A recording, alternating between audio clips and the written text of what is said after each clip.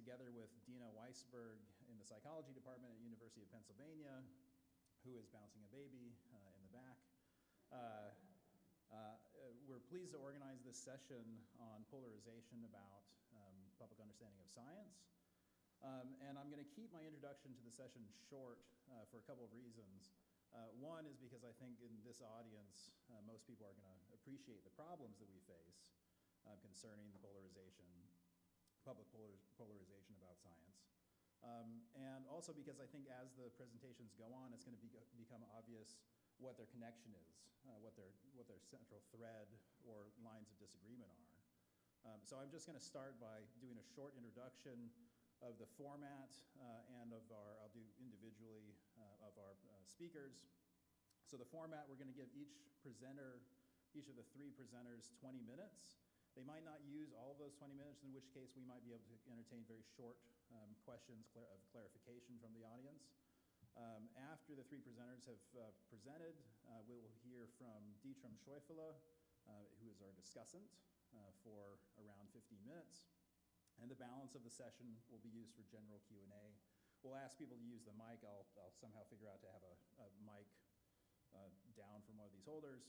And we'll spend the rest of the time in discussion. So let me first introduce Ashley Landrum. Ashley is currently the Howard Deschong Postdoctoral Fellow at the Annenberg Public Policy Center, but she is about to start a professorship at the College of Media and Communication at Texas Tech. And she has published widely on children and adults' trust in experts and the role of values in information processing, and is interested in how best to communicate science in polarized environments. Ashley?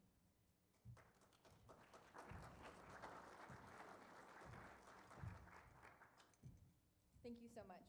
So because I'm the first panelist to speak, I'm going to start by introducing the topic of the knowledge deficit hypothesis, before then moving to talk about the curiosity deficit hypothesis, which I'm using slightly tongue-in-cheek for today. But quickly, I want to thank those who have been involved in the project, including Dan Kahan, Kathleen Hall-Jamieson, who's the director of the Annenberg Public Policy Center, my fellow postdocs, and also Katie Carpenter, Laura Helft, and John Rubin, who are our science documentarians who have provided invaluable advice on the larger project that this is a part of. So the media bombards us with images depicting the contention between science and the general public.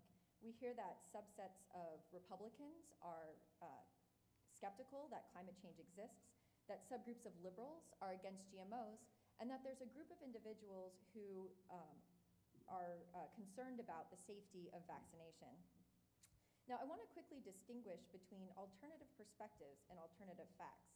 We know that people vary in, for example, how risky they find something to be, and that seems perfectly reasonable to us.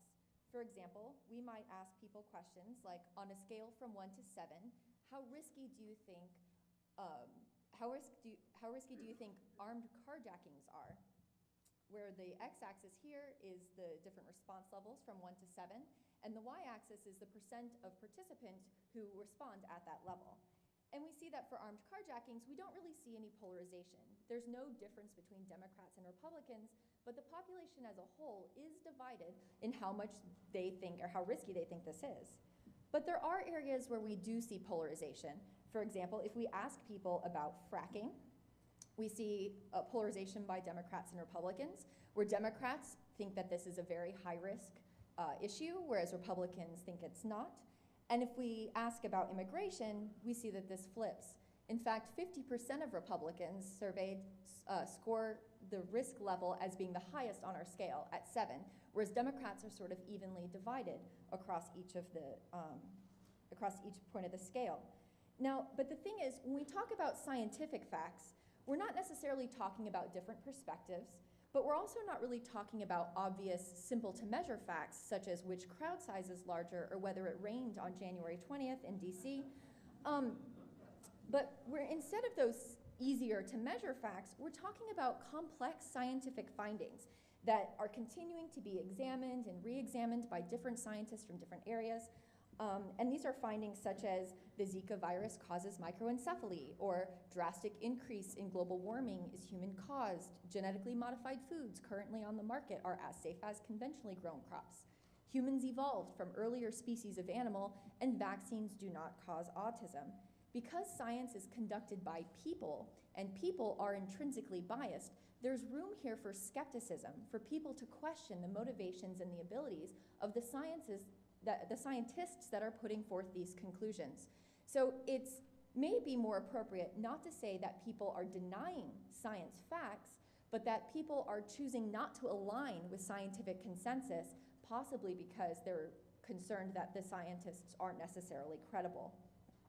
Now, one of the theories for this gap between the public and experts on certain types of scientific issues is called the deficit hypothesis, or the knowledge deficit hypothesis. And according to this model, any public skepticism or negative attitudes towards science are due to the fact that people just don't know enough about science, and if they only knew more, then they would accept it. Now, while we find a little bit of evidence for this, I mean, we can see here on the x-axis is science knowledge, on the y-axis is the probability of accepting, for example, that global warming is happening and is mostly caused by humans. We do see a slight increase, but this relationship is modest. Here's the chance for 50%, yes or no. They could have flipped a coin. If we look at those who are low in science comprehension or science knowledge, we can see they're just below this 50% line, whereas people who are higher in science comprehension are just above this. But what this model is not taking into consideration is what the strongest predictor for climate change attitudes are, which is political ideology. And if we look at this same model, and for those of you who have seen Dan Kahan talk, this will look very familiar to you. If we divide, so conservative Republicans, for example, here, surveyed by Pew, only 15% said that human-caused global climate change is real, whereas 79% of liberal Democrats said so. So it's clearly an issue that's divided by political ideology. And when we divide this figure by political ideology, we can see that while yes, for Democrats, the more science knowledge that they have, the more likely they are to accept that human-caused global climate change is real, it's actually the opposite for Republicans. The more science knowledge they have, the less likely they are to accept this. And then the dashed line in the center is the data that is collapsed across those two groups. And we see something similar when we're looking at religion and human evolution. If we ask people, true or false, human beings as we know them today developed from earlier species of animal, we see a slightly stronger correlation here than what we saw with climate change between science knowledge and probability of acceptance. But again, the strongest predictor of agreement or acceptance of evolution is religiosity. And when we look at this broken down by religiosity in quartiles here, we can see for the most religious, the people who scored in the top 25% of our religiosity scale, that they're not really varying across science knowledge at all. In fact, they're just not likely to accept this. And we almost have a flat line too with those who are least religious. They're kind of accepting this no matter what. Where we're seeing the impact of knowledge is on those middle two groups. Groups who are religious, so maybe they have a reason to question what scientific findings are, but on the other hand, they're not so religious that they're open to what science has to offer. And so while the deficit model does have something to contribute, it's not enough on its own. We have to take into consideration ideology and motivated reasoning, because acceptance of scientific consensus increases with knowledge only when there's not a reason only not motivated to reach different conclusions. So if increasing science literacy is not going to do the job here, what will? Well, speaking of scientific consensus, here's a statement from the National Academy of Sciences Consensus Report, and they too have said that this relationship is small and available research does not support the claim that increasing science literacy will lead to greater acceptance or greater support for science in general. So what will do the job? How do we defend against pushback when talking to the public? Well, one way is to potentially remove or skate around the offensive conclusion. So for those of you who have seen this data before, this was presented last year at AAAS. Only 53% of Americans will agree to the statement that humans evolved from earlier species of animal. But as they presented last year at AAAS, Americans' knowledge of evolution isn't bad if you ask them about elephants, or even if you remove that animal component of human evolution.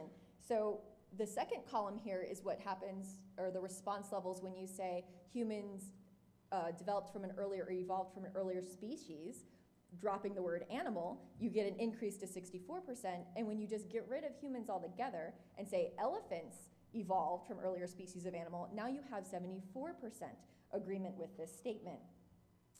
Another way to do this, potentially, is to take the onus off of the respondent.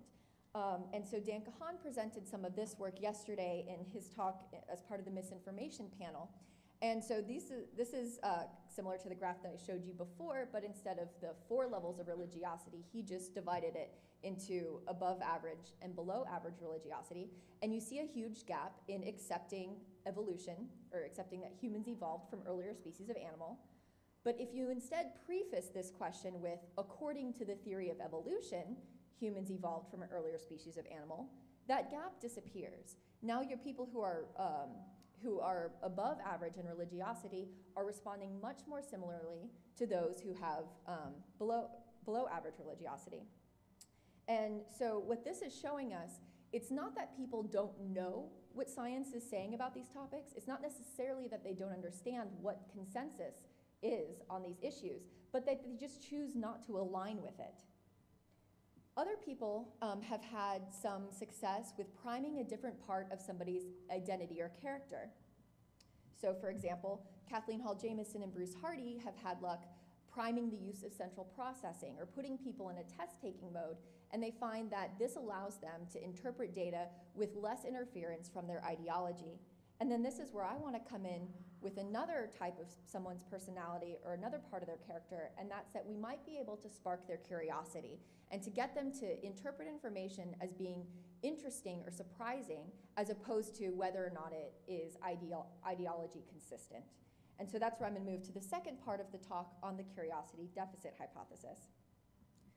So when I talk about science curiosity here, I'm defining it as a general disposition that will vary in intensity across different people, that reflects the motivation to seek out and consume science information, not necessarily for a specific utility, but for personal satisfaction or enjoyment. So influential work, particularly by Lowenstein, has actually questioned whether science curiosity is a state that anybody can sort of be a part of, or if it's a trait that we will see differing in people. But we're kind of posing that it's a state that is elicited, or is a trait that is elicited by a state, much like anger. So people can vary in how angry they are. Some people are quicker to anger than others. We think that people's curiosity can vary similarly, but neither exist without an object to be curious or angry at, right, or angry towards. So we think that it's kind of both of these things playing together. And we developed our measure of science curiosity as part of a larger study, which we seek to identify people who should be interested in consuming and attending to science media, such as documentaries. And I won't go into too much detail about our measure here, but if you have any questions about it, feel free to ask me at the end. So I'd like to make 2 arguments for our curiosity deficit hypothesis. First is, unlike science knowledge, we will see as curiosity increases, so will acceptance of scientific information, even when taking into consideration the values or ideologies that have disrupted the relationship between knowledge and acceptance. And our second argument is that science curiosity can protect against politically motivated reasoning. So regarding the first, this is the figure that I showed you earlier, where we see this polarization along knowledge when it comes to acceptance about climate change. Now, let me show you what this looks like when we change the x-axis from knowledge to curiosity. In this case, the gap still exists between Democrats and Republicans. We know ideology is predictive in how people think about the scientific information. However, what you're seeing here is, as Republicans increase in science curiosity, so does the likelihood that they accept the conclusion that the Earth is warming and that's due to human causes. And we can see the same relationship when we look at this figure I showed you earlier with religiosity, and pay particular attention to that bottom group, that highest in religiosity. When we switch the x-axis to now science curiosity, even with the group that's highest in religiosity, we see as science curiosity increases, so does their acceptance of human beings as having developed from earlier species of animal. And so you may ask, well, what is the relationship of science curiosity to political ideology and to religiosity? Do we see sort of a difference? Is this effect caused because there's only one person in highest religiosity who's science curious, and he's pulling that data all the way up? And we find is that we're actually pretty evenly distributed. So yes, there is a correlation. So this is science curiosity and political polarization. And the correlation is -0.2. So it exists. It's a small correlation. But we still see that our Republicans down there are pretty close to divided evenly across. We have a little bit less in the top quartile, but still a decent number in there to be making conclusions based off of. And then if we look at them based on religiosity, we can still see the same thing. So our highest in religiosity group, 29, 26, 25, 20. So we're not looking at like 3% in that highest level science curiosity group. There are a decent number across the values there. So now I want to talk about how science curiosity might be able to protect against politically motivated reasoning. And so we conducted an experiment that was focused on selective exposure. And I'm sure many of you are familiar with that, but for those of you who aren't, this is the propensity to choose information. It's kind of like confirmation bias, to choose to read or look at information that is consistent with your previous beliefs already. And so in this experiment, we presented participants with 2 articles, and they could choose between them. One article presented a concern about climate change perspective. So in this case, scientists find more evidence linking global warming to extreme weather. And another article that was more evidence towards skepticism towards climate change. So in this case, ice increasing in Antarctic, not currently contributing to sea levels. The other thing that we varied here was whether or not we talked about these results as surprising or interesting. And so this was just one condition here. And now, for those of you who know, if you're a liberal, you're going to think, if according to the theory of selective exposure, you're going to choose the article that is consistent with your ideology. And you should notice my cool little wristband that I made with my pro-recycling and tree on there, so you know it's a liberal. So scientists still find more evidence, but if this liberal here with their really cool recycling bracelet is also science curious, maybe instead of reading the article that confirms what they already believe, they might be interested in selecting the article that actually shows the reverse, but is framed as something interesting, new, or surprising. And then we also, of course, had the flip. So in this case, the scientists report surprising evidence. Is that the right? Here we go. One more click. In this case, scientists report surprising evidence is consistent with concern about global warming.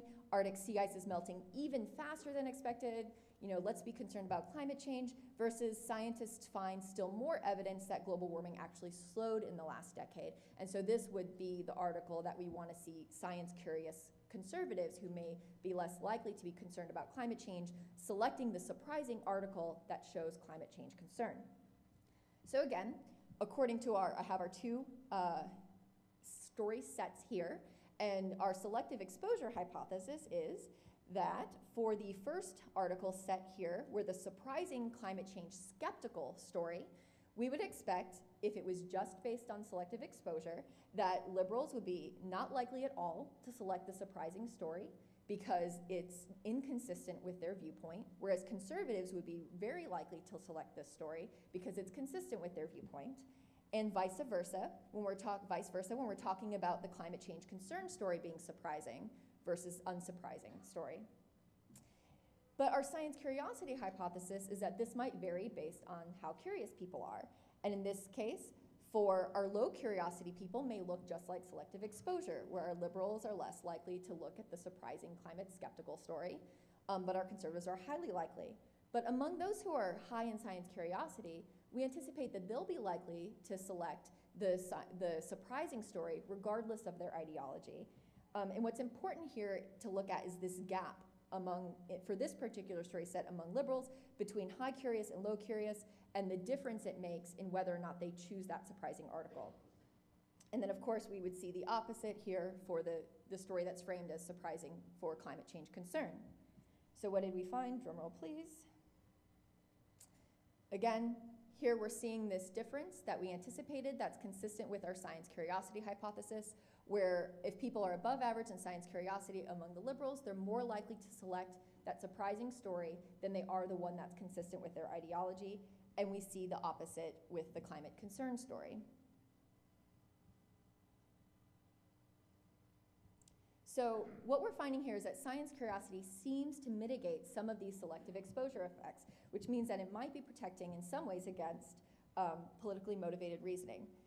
So in summary, what we find here is that yes, more knowledge is related to more acceptance, but these effects are small and they disappear when we're taking into consideration the value dispositions that are highly predictive of these specific issues. And again, so we can see here, acceptance increases only for those who aren't motivated to think otherwise. In fact, among Republicans here when it comes to climate change, they seem to be using their science knowledge to be even better at motivating their current standpoint. And then unlike knowledge, more science curiosity leads to greater likelihood of acceptance, and this is our science curiosity deficit hypothesis, even when taking into consideration our value dispositions. Again, we're still going to see those gaps between people who have different values, but we do see an increase in acceptance. That's what I just said. And then in summary, we might be able to highlight stories in a way or have journalists frame stories or as science communicators describe these stories in a different way that appeals more to science curiosity than it does to differences or fights or contention between ideologies. And these might mitigate some of the negative effects that we could see from selective exposure. And that's what we saw here. And so if educating people doesn't work, maybe sparking their curiosity will. Thank you.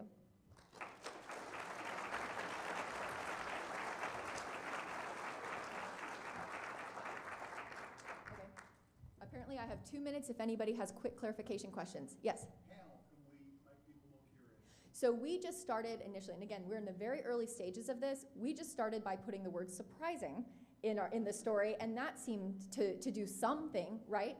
But there's other ways that we might be able to do this too that we will continue to explore.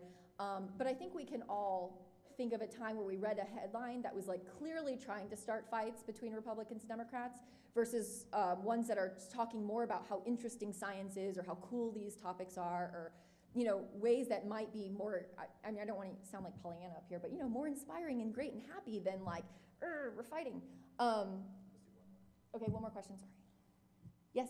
How did you quantify curiosity among your subjects? Right, so I can probably talk to you a bit more about that later, but these articles here actually all talk about science curiosity, and they have methods in there about what our measures are, but I'm also happy to talk to you about. Questionnaire? It's a questionnaire. Yeah, it's an index. We had several questions. It was constructed to look a bit more like a marketing survey, so people could talk about their interests in a bunch of different topics, which is how we did that. So, one more. One more. Were you able to associate science curiosity, however measured, with more fundamental measures or descriptors of psychological characteristics of states of mind? So we haven't actually done that analysis yet, but it's definitely something that we'll be moving forward to doing. We have only measured science curiosity with ordinary science intelligence, which we find that yes, while they're correlated, they're not correlated very highly, because you can still be interested in science without necessarily being any good at it. But we don't have many of the other sort of like personality assessments either. So thank you.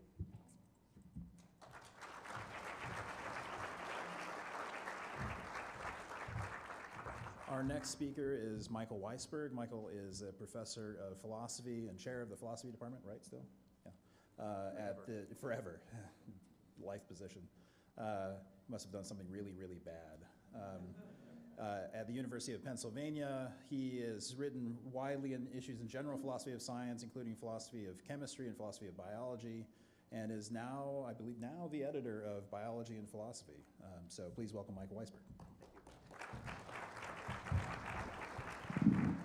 Thank you, everybody, for being here. It's really wonderful to get a chance to talk to all of you about this topic.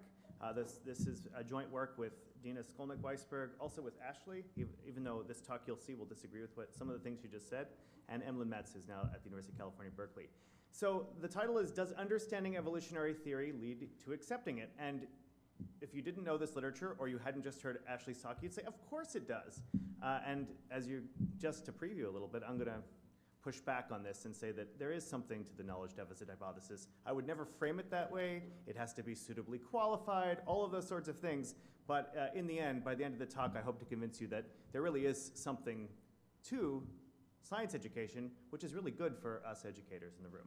So let's begin. Something I'm sure you all know is that acceptance of evolution looks like in the United States, it's pathetically low. So the red, the green, and the purple bars are, are the creationists, green are a group we'll call theistic evolutionists, and the purple are naturalistic evolutionists, or we'll just sometimes say evolutionists. This is Gallup data. They've been doing this for a long time, since some of the creation cases in the South, so we have data from 1982, and one of the things is that it's low, the degree of acceptance of evolution, and it's actually remarkably stable. And lest you think that public opinion doesn't shift on things, this is gay marriage, so in the United States, for a much shorter period of time, and as you all know, opinion has shifted relatively rapidly. So opinions do change about things, if the major national polls are to be believed. Since last time I gave this talk, there's further questions about this, but not about evolution. And we want to know why. Now, one of the things that's very interesting, and one of the complications in evaluating these claims about knowledge deficit and the extent to which understanding evolution predicts accepting evolution, is that knowledge of evolution across the board is very, very poor. So there are standard kind of tests that are given to undergraduates where, this is actually a pretty sophisticated question, but many people, even if they say they accept evolution, they think they understand it, they end up thinking evolution looks more like the picture on the right, which is a sort of Lamarckian picture, as opposed to the one on the left, which is a Darwinian picture. So acceptance is low, but the existing literature also suggests that understanding is quite low. And so what we want to know is, what do people really know about evolution? Now, in order to do this and to really get serious, we ultimately want to be in a position to give a national survey, which I'll talk to you about. But we thought that in order to be in the position where we could give a national survey, we really needed to talk to a lot of people. So the studies that I'm going to talk to you about are actually mixed methods. There's a qualitative interview part, which is not demographically representative. It's demographically targeted to the kinds of people that we thought we should talk to. And then there'll be a demographically representative survey. So what do people know about evolution? I'm going to give you just a taste, but actually the transcripts are enormously fascinating, but here's a taste. I think animals started actually at a cellular level, believe it or not, and then slowly those cells became more complex, and it probably started with marine life in the water, and those marine lives basically evolved into being animal form, so through evolution. So this is a very, very good answer. It's not tight, but this is someone who they've been paying attention. Here's a lot more typical. Scientists claim that man came from monkeys. Well, you don't see a monkey walking around now with all legs and talking to you. A monkey is a monkey is a monkey. A man was created in God's image. A man is a man is a man. It's just that. It's as plain as that there. There's really no other basis for that. A rock is still a rock. Nothing crawled out of the ground. The fish were put in the sea by our Lord, and they stayed fish. This is subject 18, my all-time favorite subject. So that's a pretty, I won't say more. Here's another subject. Evolution, to me, I think is always moving forward. I never thought that deep about it. I think you just have to keep moving on and bettering yourself and people. These are responses to the question, not of do you accept evolution, not can you give me a college level description of what evolution is, but just what does the word evolution mean?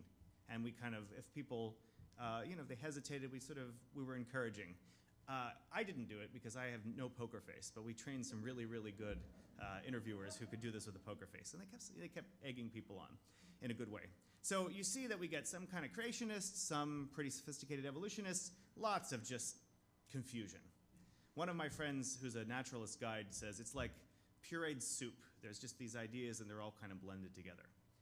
So the project that this really informs is what we call the PLUS project, the Penn Laboratory for Understanding Science. The goal is to find out, what do Americans really think about evolution? What do they know about evolution? And how can we ultimately improve understanding and acceptance? I'm really only going to talk about the first two, although I'll have just a hint about the third.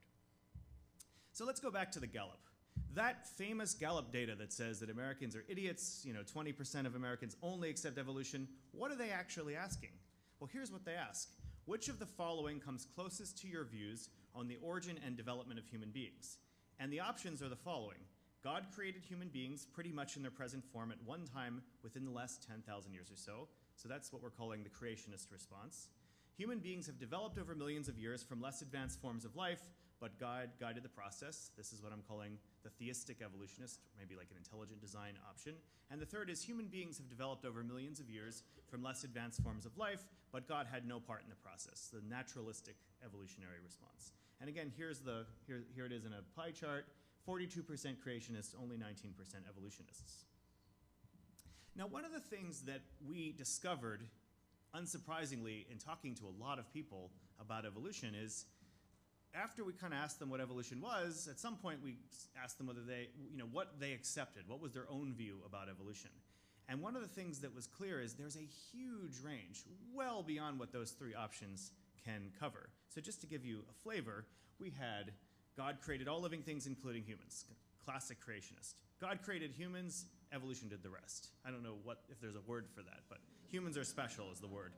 But then there's a lot of mixed things, like a spiritual force led to the formation of all living things, including humans, but I know not what. A spiritual force or God created the first particle, but then everything played out on its own since then, a kind of deist response, and so forth and so forth. I sort of rank them from least naturalistic to most naturalistic. But of course, then some people, we'll say, evolution is responsible for all of life, period. End of sentence. So one of the things that we thought would be interesting is not can we come up with the perfect set of questions that captures this, because there's probably no way to do that on a real survey. But what would happen, so Ashley mentioned the work that titrated humans versus other animals, so we've already taken that on board. We're going to take out humans and just talk about plants and animals. But what happens if we give people more options, at least one more option? What if we give them a kind of deistic option, a sort of God set the universe into motion, but then it's all naturalistic? So that's what we did. We asked which of the following best describes how you think plants and animals came to exist on Earth, and we gave people 4 choices. So we have animals and plants were created by God in more or less their current form, very close to Gallup's question, creationist response. Animals and plants developed through natural processes, guided by God the whole time, the theistic option. Animals and plants developed through natural processes, which were set up by God but continued on their own, the deistic option. And then finally, animals and plants developed entirely through natural processes. So now this was initially piloted thanks to the Annenberg Public Policy Center, and then conducted this past spring with a national representative sample, and here's what we find. Just putting the Gallup up there for reference. We now find when you give this 4th option and take humans out, only 26% of people are creationists, 32% are naturalistic evolutionists, and 24% deistic and 18% theist. I think, although I won't go into justifying it so much, that there's pretty good reason that you could collapse the deistic evolutionists and the naturalistic evolutionists, because all the deistic evolutionists are saying is God set the universe into motion. Everything else is the biology textbook after that. So if you combine them then, now you're talking about a really serious chunk of Americans are evolutionists. And it looks really different than the kind of big headlines that Gallup gives us. So that's kind of cool. We doubled the number of evolutionists and cut in half the creationists. All we had to do was give another option and take the word humans out. Now, of course, we still want to know what correlates with that. And this is where we'll get a little closer to questions about knowledge deficit. So there were no gender effects, and there is a very small correlation with age, but there are all the things that you would expect correlate with accepting evolution. So less religious people are more likely to accept evolution. Not self-described as born again, more likely to accept evolution. More well-educated, more likely to accept evolution. Less politically conservative, less authoritarian. This was around the time of the run-up to the election, so we knew that authoritarianism was much in the news. There's a social psychology scale of it, so that also predicts being a creationist. But the real question for us is, what about knowledge of evolution or understanding of evolution? This thing that's in contention, the knowledge deficit hypothesis. Is it really true if we have a more subtle measure of people's understanding of the science, will that correlate with acceptance? So I thought I'd have to convince you that that's even an interesting question, because most people think, well, of course it would. But Ashley already helped me by saying, no, the consensus is it's a very small component. Okay, so understanding. There's a serious lack of understanding, as you saw, just a little more motivation. Subject. The theory of evolution came about from a scientist, and I cannot remember his name right now. I studied this in school. Somehow matter came together and formed life. Interviewer. Can you just elaborate a little more on that? Subject. Actually, no. We have hundreds of hours that go on like this. Interviewer, how did humans come to exist? Subject, through the Big Bang Theory. How did that happen? Through Adam and Eve, say. Can you tell me more? Just the whole evolutionary process, going back to the ape man, going through the years, everything evolved, we can trace our ancestors back to the apes. This person says that they are an evolutionist, okay? So we needed to do some really serious work to try to figure out how we could actually measure understanding or knowledge of evolution, given that this is what we're working with here, right? And so I think part of the reason that we see these results in the previous literature, that there's very little correlation between understanding and acceptance, is because the scales are either really easy and they ask the most basic possible questions that just about everybody can get right, or they're actually really sophisticated. So that first slide I gave you, which compared the Lamarckian to the Darwinian, the transformational versus the variational theory of change, I mean, that's what I teach Penn undergraduates in philosophy of biology, right? That's fancy. But, lots of people that we might need to aim a little lower. So what we did was we basically looked at every single question that anybody's ever asked, and then test banks of questions and textbooks, and we had a huge set of plausible questions which we created by basically dividing evolutionary biology into kind of certain big topical areas. And then we started just piloting lots of questions to try to titrate our scale so we could have some hard, some medium, and some easy questions. And then we did lots of psychometric things, which I can tell you about if you're really interested, but I'll just show you an easy question and a hard question. So here's an easy question. In what cases do scientists think that two skunks could have different patterns of stripes? Please check all that apply. When they belong to two different species, when they are from the same species but have different parents, when they have the same parents, or this could never happen, every skunk has the same pattern of stripes. Check all that apply. Very easy question, almost everybody gets it right. Here's a hard question. A species of salamander living in dark caves has eyes that no longer work. Their ancestors could see. How do scientists explain this? The cave salamander is no longer needed to see, so each salamander's eyes stop working to conserve energy, so that's a common misconception. Blind salamanders were no longer disadvantaged, so they could survive to reproduce in the same way as salamanders that could see, so that's the correct answer. Blind salamanders are better in living caves than ones with functioning eyes, so they had more offspring. Okay, another common misconception. And I'm not going to go into this, but basically we get a distribution of understanding across our subject pool, and what did that happen? I'm going to blame it on the baby. So yes, the answer is there is more. Understanding does lead to acceptance, and here is a way to see it.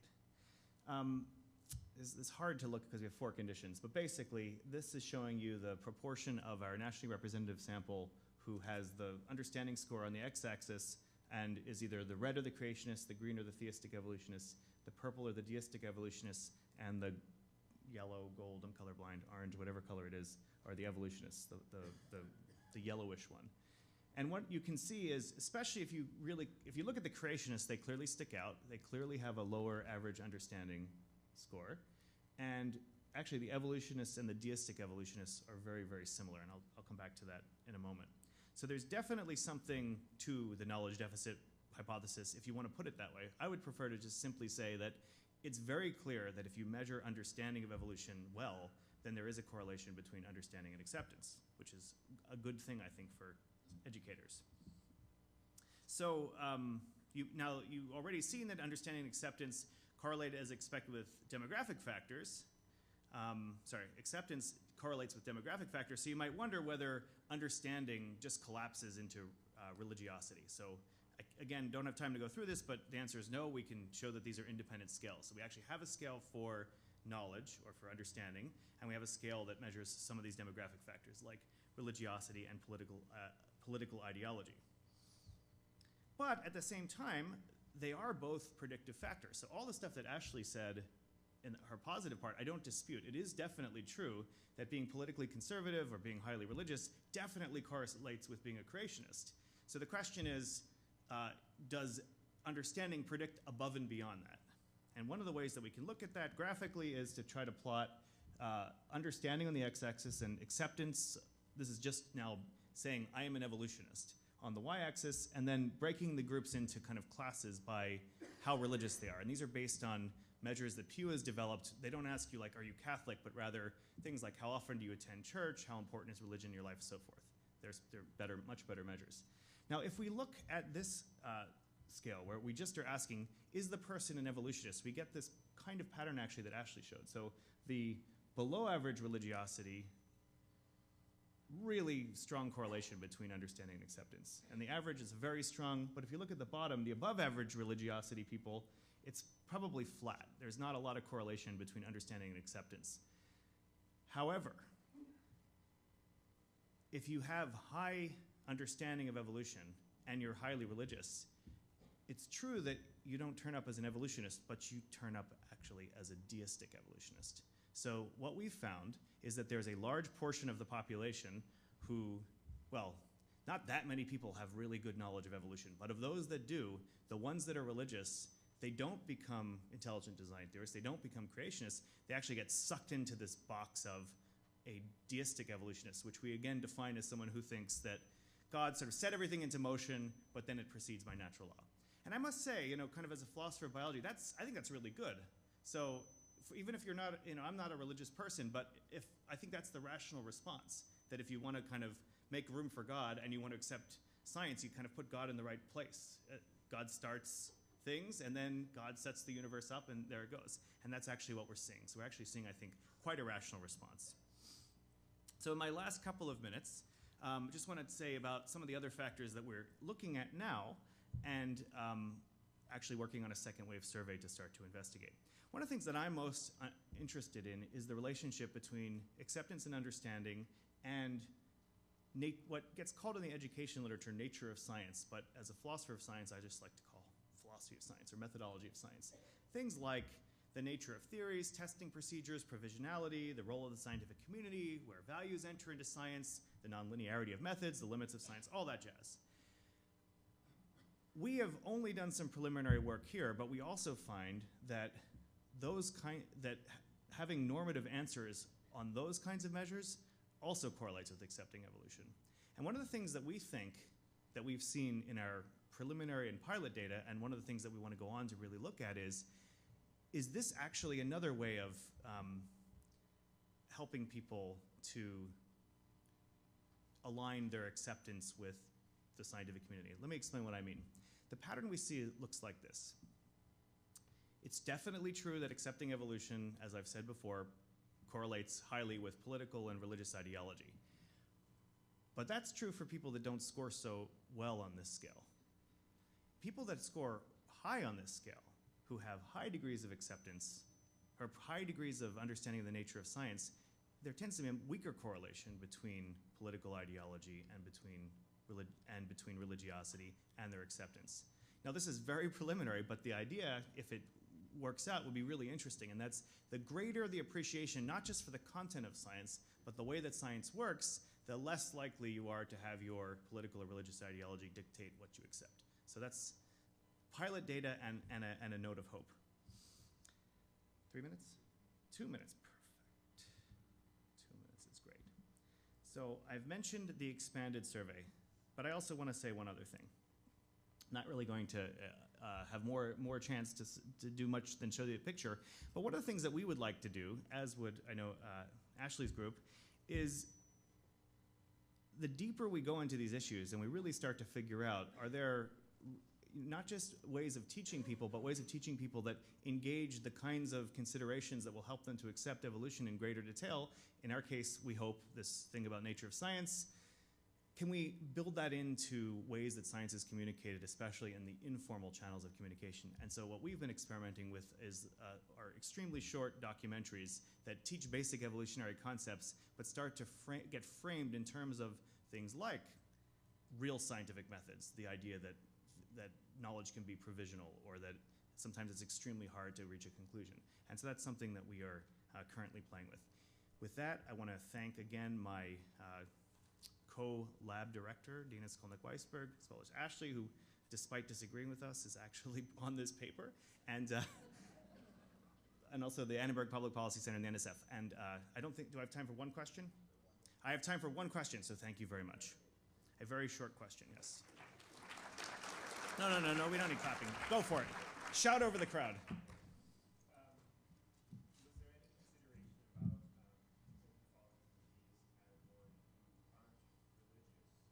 That's really interesting. Yeah, I mean, those people that sort of say that they kind of, it's some, well, they're like the general spiritual people. Yeah, we need to, I mean, as you may know, there's this trade-off between survey methods, which you can go really deep into that kind of stuff, and then, qualitative methods where you go deep into that, and surveys where you can't.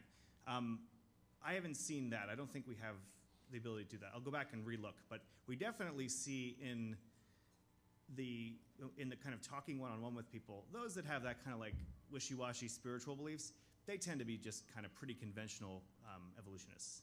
And also, again, the problem is, though, that category of deistic, we're asking it to do a lot of the full set of options. You know, there's the theistic evolutionists, they're kind of intelligent designers, we know what they are, and then we have the naturalistic evolutionists, and then there's that whole kind of wide range, and that one category is standing in for all of it. So I wouldn't be surprised if you're right. Thank you very much.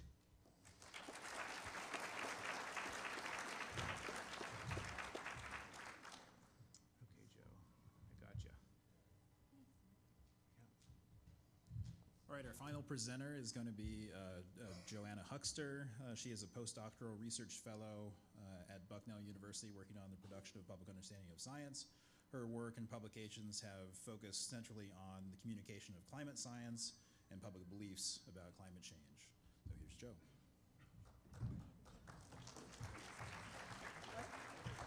And I neglected to mention she is also starting a tenure track job in the fall at Eckerd College. So,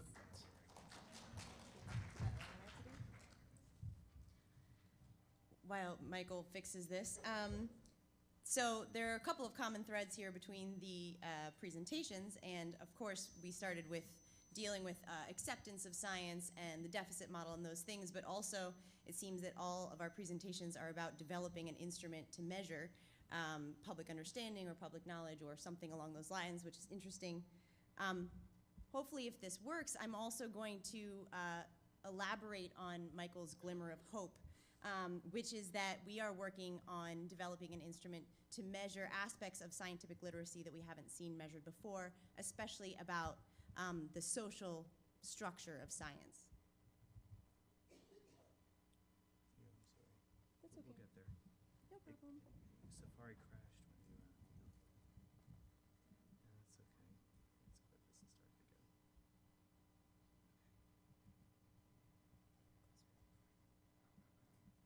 Luckily, they did a lot of my setup for me, so I don't have to talk too much about the deficit model, so losing this time isn't the end of the world.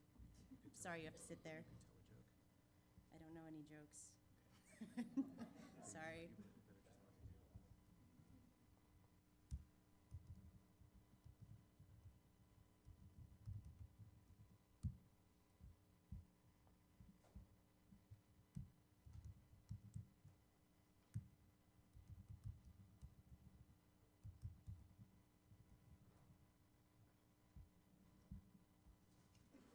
And now I can't log in. Oh, wait. Wait, does that work? oh, just no, just leave that in.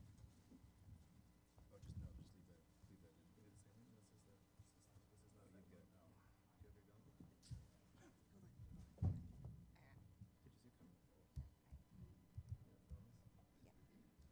you see it come? I Did you see it? can't type, that's what the problem is. It's okay. We got it.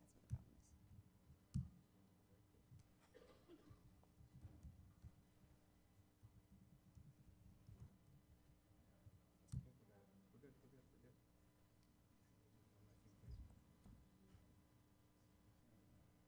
good. We're good. We're good. If we do this right, you'll all be able to read my email in a minute. Wait, not yet. I need to have, I have to put the slideshow up first. No, they can read it. Here's my email. Do not have a clean inbox.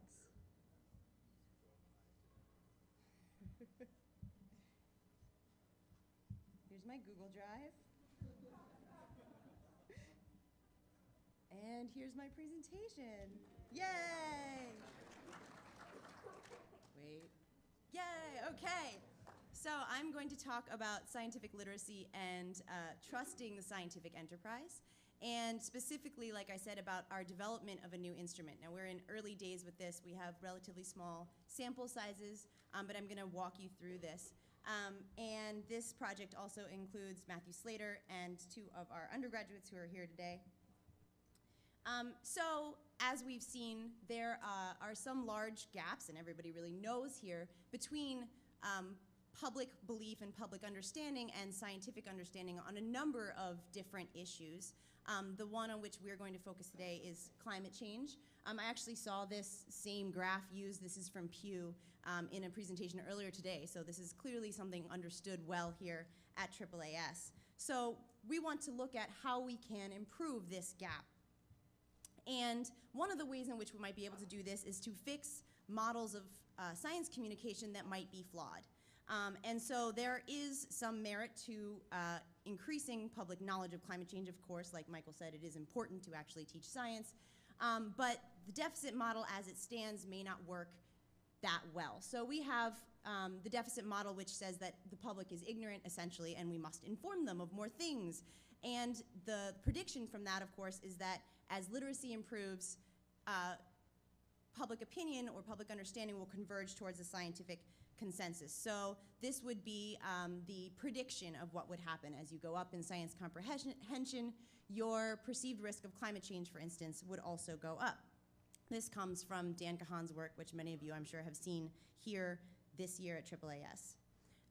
So as he found, and he and his colleagues found, scientific ignorance is clearly not the only problem, and as we've talked about today, it is also influenced by ideology and political ideology, specifically with climate change. So this is not news. So the question we're asking here is, what is it to actually comprehend science? And in the indicators used for the NSF and on the ordinary science intelligence scale, things that are involved are true, false, factual questions of knowledge, questions like what gases make up the Earth's atmosphere, also some numeracy questions, some reasoning questions, scientific reasoning. But we think that scientific literacy may actually include or should include more things than that, and many others agree with us, and there are questions out there about how one should actually define scientific literacy. And as John Miller said, it's one of those terms that's often used, but is seldom defined.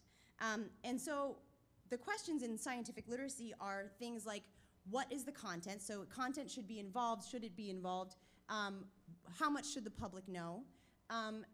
And do different publics need to know different things? But also, what relationship should the public have to the content? So should they believe in it? Should they understand it? We're going to focus on the content, but we're going to move a little bit away from what's been measured before. So here is sort of a common broad conception of scientific literacy. So you have content as in concepts and facts. You also have content as in, you also have literacy in methodology. So scientific methodology like hypothesis testing, what is a theory, those sorts of aspects. And they focus mostly on what it is to be an individual scientist and how one comprehends or evaluates science. But what this is missing is what it is to be a part of the scientific community and how science operates at the community level. So we are posing a broader conception here of scientific literacy to include both the individual level and the community level. So you have your content and methodology just as from the previous slide, but we're adding on this idea of process and enterprise. So this is bringing in things like, what is peer review? How do checks and balances work in the scientific enterprise? What does training look like for a scientist? How are scientific findings disseminated? Competition between scientists as well as cooperation. And so we wanted to see if these things are measured and how they hold up against more polarized science. So one thing we wanted to know was, does having a better grasp of the social structure of science increase one's or predict greater trust in science? And by this, we don't mean trust in a scientist, because scientists are people too, but trust in the scientific enterprise and science as a whole.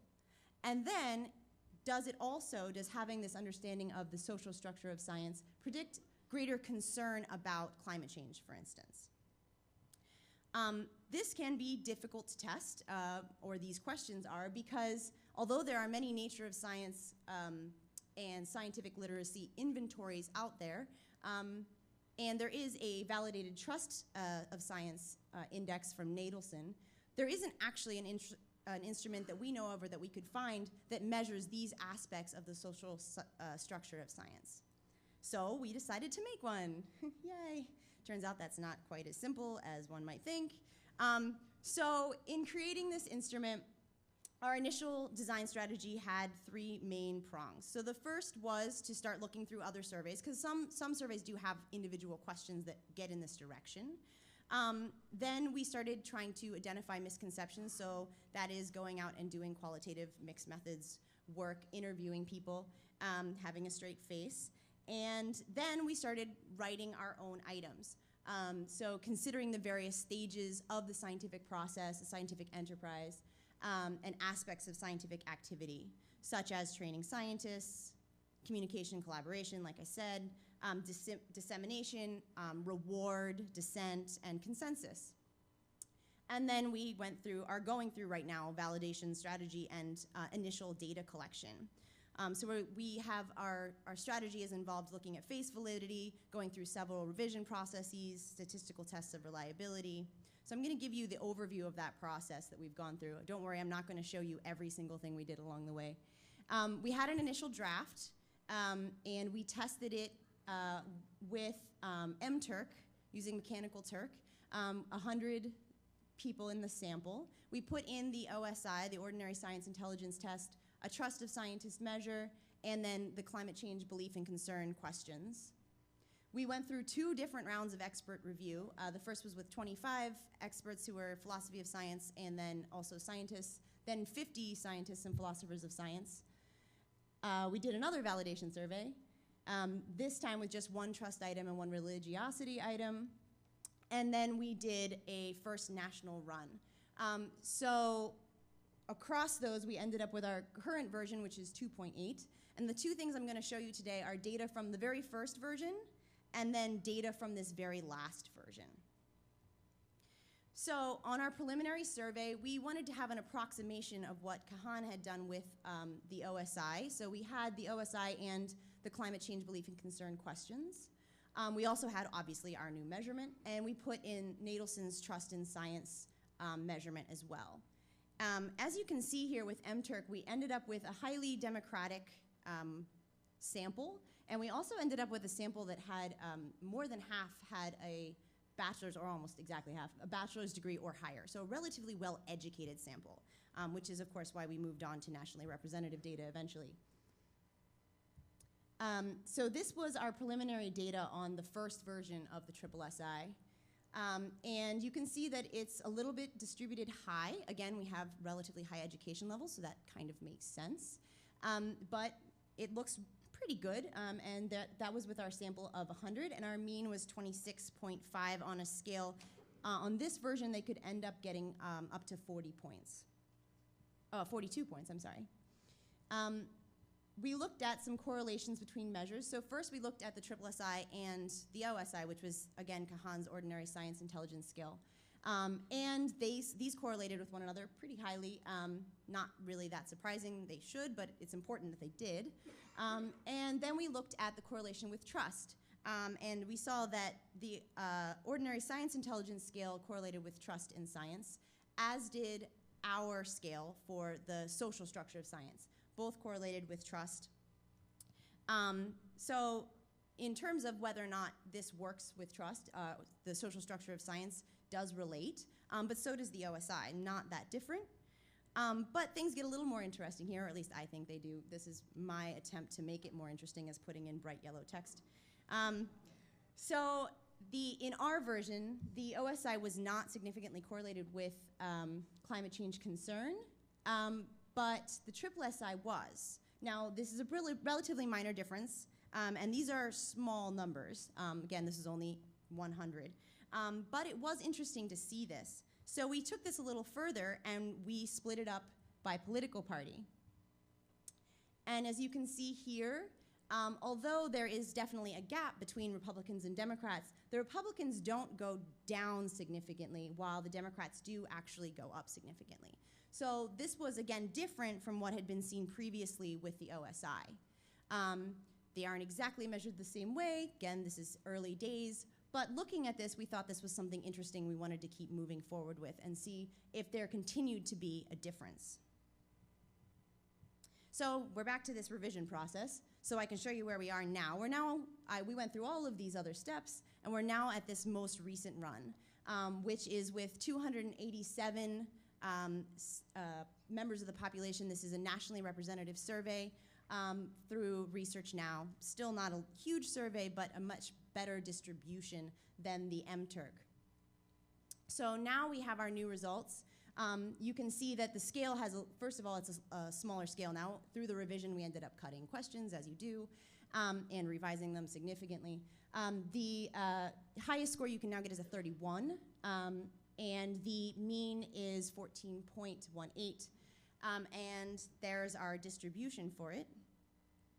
So now, we did not put the OSI on this scale. We will in our final one in our last measurement, or our 1,500 nationally representative survey that will be coming.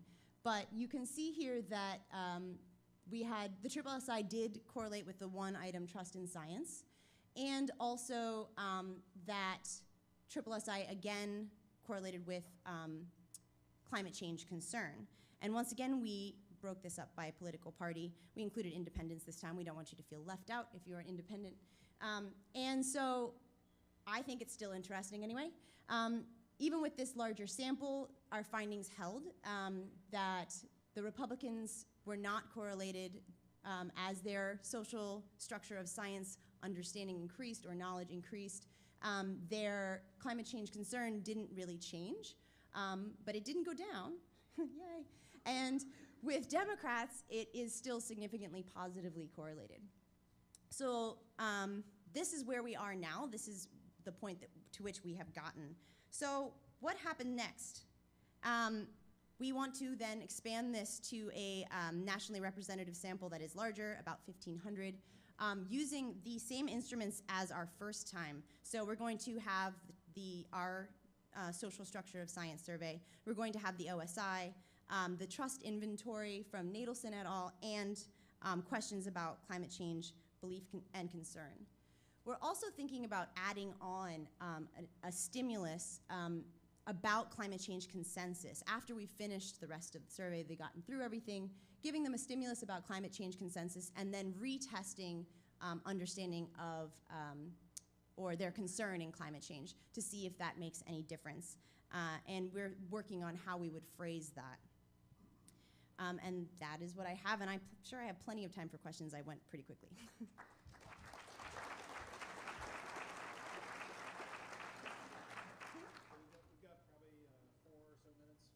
Clarifying questions, yes. I'm just thinking the previous presentations, Dan's presentations on the association between tribal affiliation and belief, and looking at your instrument, which seems to be measuring fairly obscure knowledge about the process of science, one worry that I have is where that knowledge is coming from. Mm-hmm. If that knowledge is coming from, for example, a parent or a brother or some undergraduate experience within science themselves, Mm-hmm. then they may have a competing tribal affiliation with science itself. And so you might be seeing that tribal association with science rather than the knowledge of science is what's actually potentially undermining the tribal effect that would lead them to reject climate change. Is that a possibility? So you're saying that if they have learned this as in school, for instance, and have some sort of affiliation to science itself, that would somehow change the effect? So if they have a personal affiliation, Mm-hmm. would be through their own experience and self-identify in some small way as a scientist, or their father was a scientist, something that leads them to have even a peripheral association with the tribe of scientists, Mm-hmm. then that's going to conflict with the tribe of conservatism. That- Rather than the knowledge itself, it could be competing tribal affiliation. That could be possible, although, like you said, these are relatively difficult or obscure questions, so unless they actually know, they still have to know the answers to them to get them correct. So I'm not entirely sure that it's a bad thing to associate yourself with not to think that you are a scientist if you are not a scientist, but to associate tribally with understanding or believing in science. People could disagree on that, but I'm not sure it's a problem unless I'm misunderstanding your question.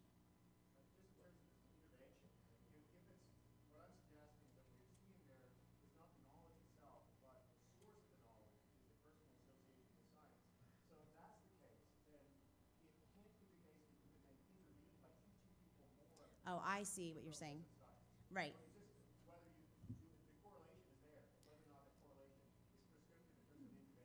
Yes, I understand what you're saying now. And the intervention part actually is sort of an add-on. We want to see whether or not those things relate to one another. And that's not necessarily the point of putting that intervention in there. It's sort of another level of interest that we have.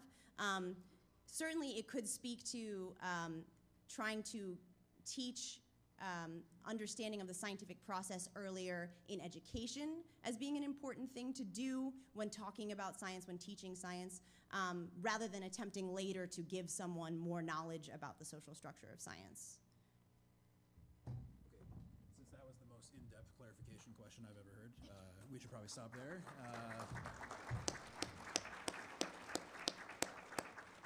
And so at this point, Dietram Schäufele, who is a professor at the University of Wisconsin at Madison in the Department of Life Sciences Communication. I don't have my notes up here with me. We'll now discuss all three presentations. Hopefully. There we go. There we go.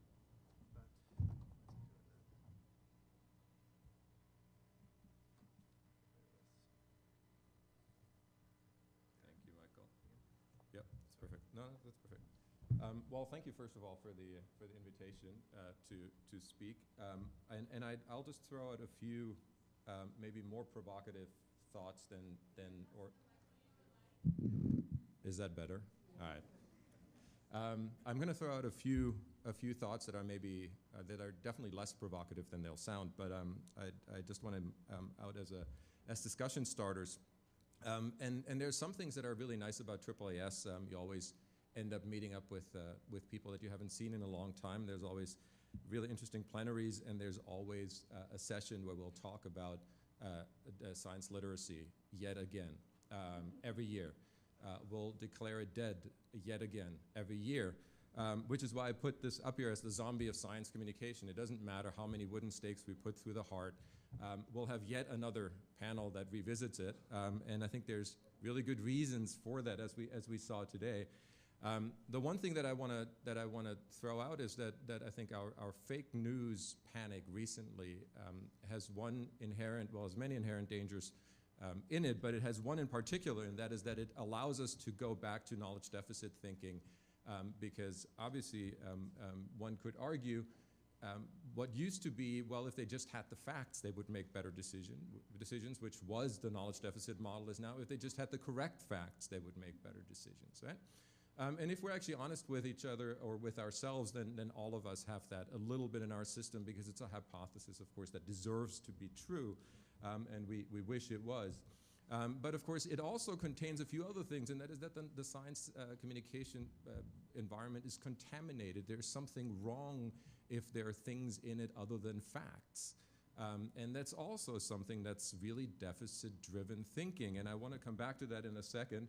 And that for some reason, this is the last one, that we need to refocus communication to really go back to the facts and to understanding, to consensus, which is really a renaissance of a line of research that we've seen recently. And of course, as always, things are much more complex and multifaceted, and I think we saw some of that today. But let me just historically, really quickly put this in context, because I think we saw elements of at least three models today. One is that knowledge deficit model, but we keep coming back to the idea behind it, and that is that we have a communication monopoly. If we can teach people to do X, Y, Z, if we can increase understanding or curiosity or all these things, and I think the last question got to that a little bit, the idea that maybe, that's a very top-down way of thinking, right? It's us communicating science to other people, to non-experts, and that's why I put the picture of the lecture hall there.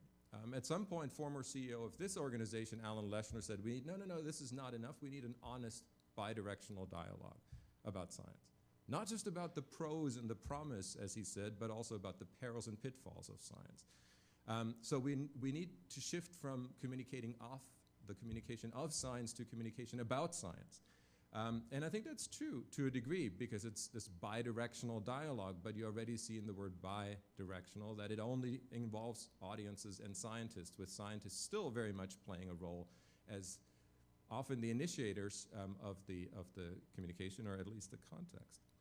But this session talks really about controversy, right? And controversial science. And controversial science, of course, is science that's partly controversial because of its applications, because of its political questions that it raises. Like scientists can tell us which percentage of vaccines will produce herd immunity. They can't tell us that that means that parents need to vaccinate their children, that we need laws for that. Those are political questions. Those are ethical, moral questions.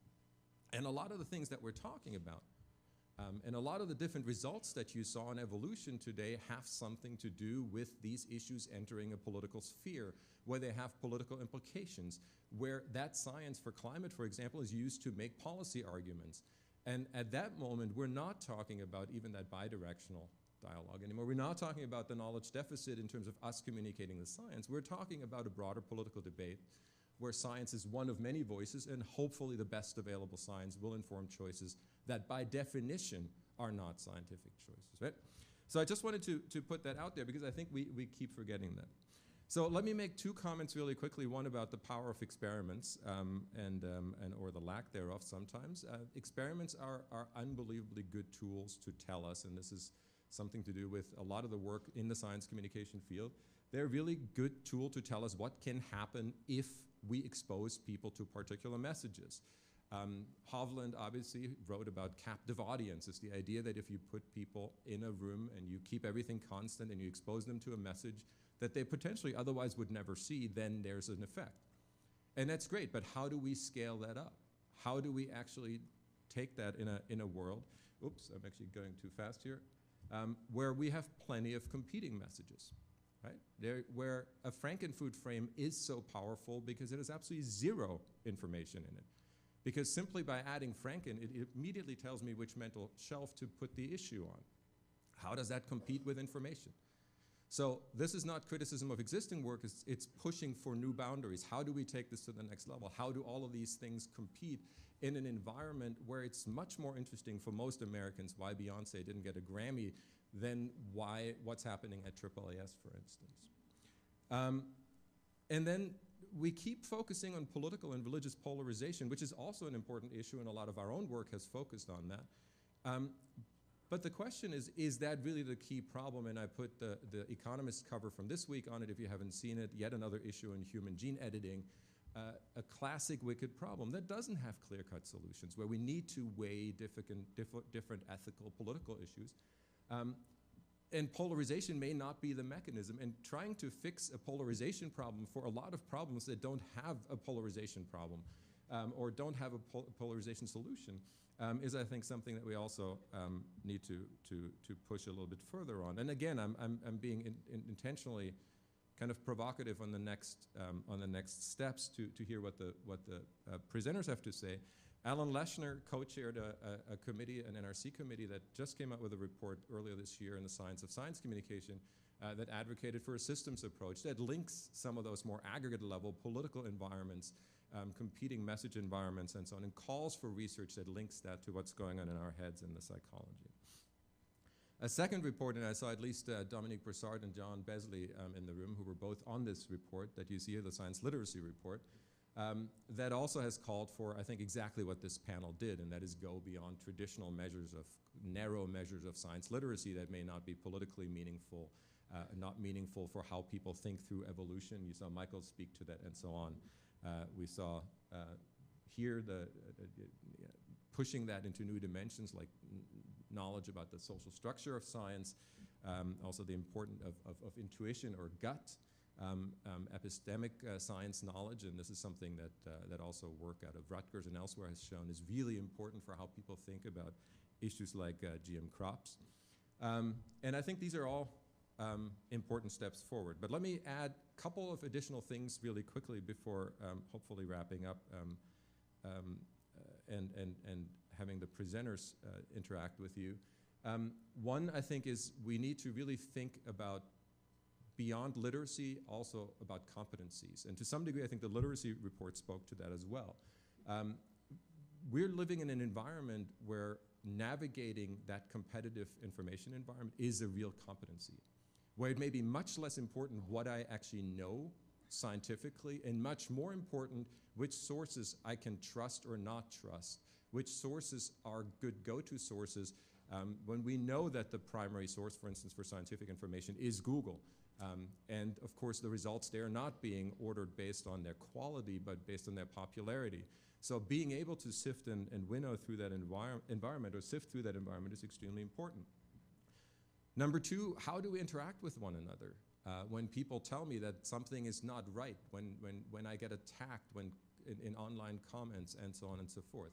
How do we have interactions, deliberations about science, conversations about science in online environments? And again, I think we know very little. And then I think this, again, AAAS is always a really good example of that. Of course, we all have very strong priors, meaning everybody at AAAS. And if you just look at these two pictures, you know which one makes you cringe, right? And that's your bias. That's how you look at the world. Meaning all of us, and we've heard this again and again, have priors. This is research that goes back to the 80s. We keep reinventing it in science communication, but this is not new. The idea of motivated reasoning and so on and so forth. So that is a real citizen competency, the idea of recognizing biases and making decisions. The second thing and that I want to quickly mention is and this comes out of, Michael mentioned this briefly in his presentation at the end, some of it is competency when we look at understanding the scientific process. But some of it also comes out of what my colleague at Wisconsin, Dominique Bressart, has called deference towards scientific authority.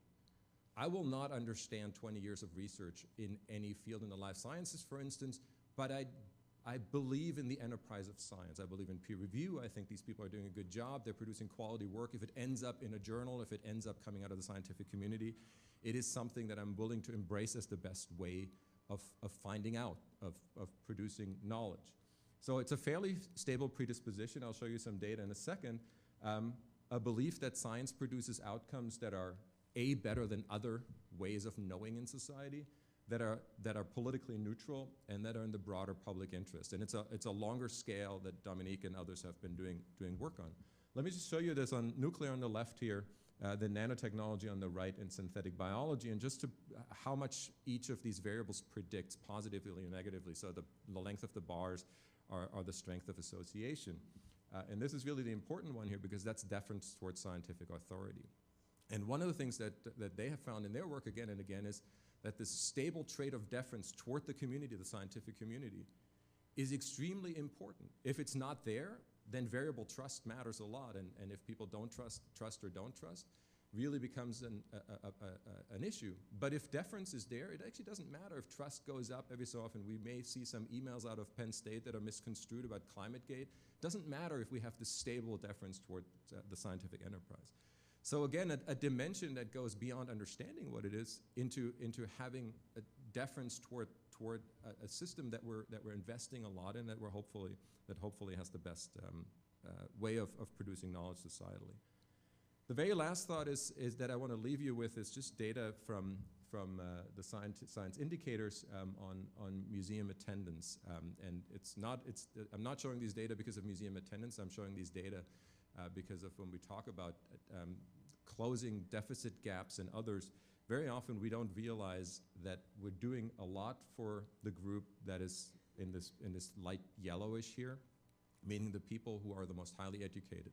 They read the science section of the New York Times, they watch Nova Science, they pay attention to all the things that we typically turn to when we talk about building competencies. The people in that lower group, less than high school, those are the people who very rarely attend science museums. Those are the people who don't subscribe to the New York Times. Those are the people who don't follow the Science Newsroom on Vox or anything else. And we've shown in previous work, and so have others, that as we produce more competencies, as we produce literacy, there's a real danger of actually widening these gaps, because the low-hanging fruit are really easy to reach, and the not so low-hanging fruit, as the name says, are really difficult to reach. And very often the outcomes that are the outcomes of very well-intended actions are widening gaps between those who are already information rich and those who are information poor. So I'm going to leave it at that. Thank you so much for the opportunity to comment, and I'm looking forward to the Q&A.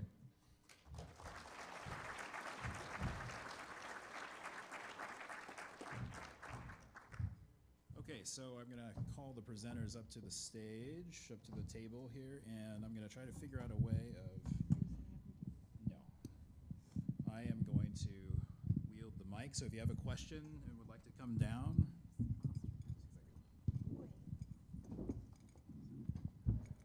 I would ask you to speak into the mic.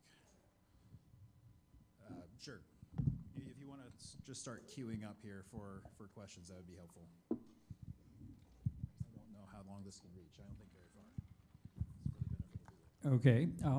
Yeah, I've been struck today and in a lot of other talks how often I see a graph with it looks like a right-facing megaphone, where the vertical axis is some measure of science acceptance, and the horizontal is some measure of information, education, curiosity, whatever. The upper band of the megaphone is liberals or Democrats. The lower band is Republicans or something like that. And I've been seeing that in articles for about 9 years, and a lot of different data sets, measures, theories, everything else. It's really in the world.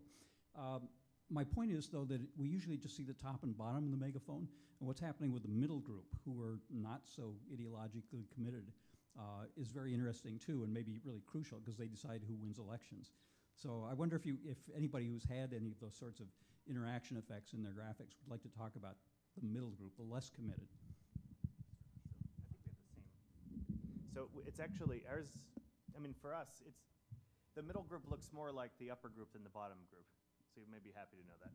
Same for you guys, right? We found the same thing. Yeah. You might have seen on our megaphone graph the pale yellow line in the middle, which should have stood out a little bit more. That was actually also a positive correlation. So they, again, looked more like the upper group than the lower group, but not quite as drastically. And with our religiosity graph and acceptance of evolution, when we divided into quartiles, you saw that the least religious was basically a straight line up on top. They have no reason to reject evolution. The most religious was a straight line on bottom. They had the most reason to reject evolution. And then the two in the middle had shown the sort of the knowledge deficit effect. The more knowledge they had, the more likely they were to accept it. So yeah, I guess it kind of depends on the value and why people would potentially reject that information or accept it. Just want to add one more subtlety, which is that if you remember, I said that sorry, this is awkward here. Let's just take this. So I think we're all saying that the middle bands are kind of more like the upper band, but also for ours, even that bottom band, the flattish one, or the one that even maybe tilts down, that's, for us at least, when you're talking about evolution and you're talking about religiosity, that's only if you actually combine the deists and the naturalistic evolutionists, then all three groups are increasing. So I think that you can, whether you get the megaphone depends on some subtleties, and if you want to really drive people crazy, you can make the megaphone look more like a megaphone. But I actually think if you divide things in the right way, you can actually start to see some movement in all groups. But we should probably move on from this. Well, I asked you after your talk how we can make people more curious. You were cut off very quickly in the answer. I tweeted your answer, which you remember you suggested that you were experimenting with using the word surprising in headlines. Somebody pointed out in response that could very quickly become just a noise word that people skip over. But I'm sure you have a lot of other ideas as well. I'd love to hear more of them. Oh, if I would. So I think Dan might be working a little bit more on this in terms of how to frame the stories. We're also working on measuring science curiosity in kids to see if we can sort of instill maybe sort of what Dietrich was talking about as that sort of like deference towards science or inspiring interest towards science. I don't have anything set up right now for other ways to sort of spark curiosity, but I definitely think moving towards framing information not as, I wish I had some examples of, I've seen articles that say things like, just like attack one side or the other, attacking liberals on GMOs or attacking conservatives on climate change. And that just sort of, automatically brings that ID, like the identity protective shield down when reading or when perceiving these articles. It gets dismissed as fake news, #fake news automatically. But I think if we emphasize different parts of it, we might be able to sort of, but I don't have sort of anything to say right now on other ways other than the types of language that we would use or the types of headlines that are crafted by communicators. So we're going to continue to work on that, but I would love to hear anybody else's ideas on that as well. So it seems like all your research has kind of focused on how we can increase various traits to increase the alignment with, say, the scientific consensus. So how we can increase knowledge of scientific facts, or increase scientific curiosity, or increase knowledge of the social structure of science. But it seemed like a sub-theme in all of them was this really strong influence of group affiliation. So how can we use people's group affiliation to try to bring their views more in line with the scientific consensus? Do you think, for example, that if we had greater public engagement by religious people who believe in evolution, or conservative or Republicans who are concerned about climate change, that could shift some attitudes? Right, and I'll speak to that real quick, if you guys don't mind. So we need to make sure that science doesn't become polarized in the first place on various topics. So we had an experiment that was published recently in Journal of Risk Research that shows that just by, and so in this sense, talking about the way that headlines are written again, connecting the Zika virus, which isn't, people's concern about Zika isn't currently polarized based on whether you're Democrat or Republican, but adding like there were some sort of news stories floating around that Zika is increasing because of climate change. It's bringing more mosquitoes into the area, or Zika is increasing because of the risk of immigrants crossing the borders and bringing Zika from Zika-infested countries. That just connecting it to that then made Zika polarized. When Zika was connected to immigration, liberals said, "Oh no, Zika's not a big deal. It totally doesn't cause microencephaly. That's just, that's just a hoax." And then but the same liberals, not those exact same people, but people who scored the same on liberal ideology, when it was connected to climate change, were like, "Zika is a huge problem. We're so concerned about it. It's definitely causing microencephaly." So we can make science polarized by the way it's presented to the public, and we should probably try to avoid that if we can. So then we can get other groups to be acting or engaging with different topics, and it doesn't become an us versus them versus us sort of topic. So it's the actual manipulation of this is, I don't mean manipulating people, but how to do this is complicated. But there's just two pieces I want to mention. One is, actually Ashley and I slightly disagree about some of this, but there's this debate right now in this building. How political is it reasonable for scientists to be? And if they're more political, does it build polarization? I actually think that I myself would like to see it worked from the other side, which is that I think that there's an image of science that is commonly taught which is unhelpful. So it's easy to polarize science for people if they expect science to look like it was taught to them in high school, where it really is just kind of pretty cut and dry set of facts. So, not that we know how to do this exactly, but sophisticating the picture of how science really works and seriously talking about the place of epistemic values and even other kinds of values in science, I think may help. And again, some of the things I was mentioning that we've seen in preliminary results really do show that people who have a much more sophisticated take on what science really looks like are much less likely to be buffeted around by these kinds of headlines that might otherwise, if you want to put it in Ashley's terms, bring on their identity protective cognition. Oh, that's a liberal thing. Now I need to think it's bullshit. So you may be able to avoid that if you can sophisticate people's picture of how science works. So that's another possible approach. So officially we are out of time. Before I recognize our speakers, I will say that if people need to go to another session, of course we understand, but I think that we're all probably willing to stay for another couple of minutes to do some more questions. So let's recognize our speakers right now. Thank you for coming. If you need to go, of course, you can go, and otherwise questions can continue.